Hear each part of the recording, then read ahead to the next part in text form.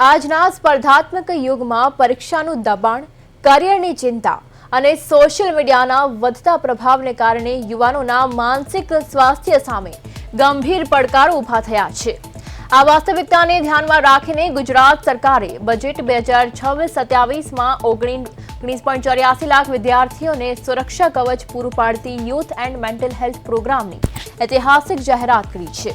આ પહેલનો મુખ્ય ઉદ્દેશ્ય શાળાઓ અને કોલેજોમાં સીધું જ કાઉન્સેલિંગ પહોંચાડીને ડિપ્રેશન અને તણાવના લક્ષણોને શરૂઆતના તબક્કે જ ઓળખી નિવારણ કરવાનો છે।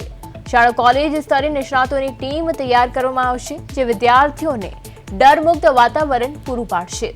આ ઉપરાંત ટેલિમાનસ જેવી હેલ્પલાઇન અને પ્રોફેશનલ સાયકોલોજિસ્ટ દ્વારા માર્ગદર્શન આપીને પરીક્ષાના દબાણને ઘટાડવાના પ્રયાસો કરવામાં આવશે। આ અભિયાન માત્ર વિદ્યાર્થીઓ જ નહીં પણ વાલીઓ માટે પણ એક મોટી રાહત સાબિત થશે, જે આવતીકાલના સુરક્ષિત ભવિષ્ય માટે પાયાનું કામ કરશે।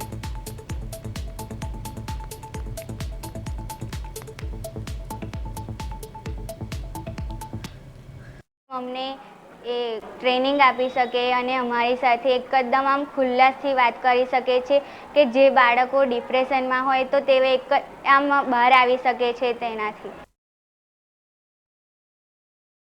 પહેલા કરતાં વધારે બાળકો ડિપ્રેશનમાં જઈ રહ્યા છે અને એક સાચી વાસ્તવિકતા છે। એમાં અમારી કક્ષાએથી અમે પ્રયત્ન કરીએ છીએ કે બાળકોને સમજાવી શકીએ કે મોબાઈલનો ઉપયોગ છે એને થોડો લિમિટેડ કરો। એમને ઝીરો તો ના કરાવી શકીએ પણ ઓછો ધીરે ધીરે કરીને ઓછું કરવું, એના માટે પ્રેરણા તો અમે આપી શકીએ છીએ।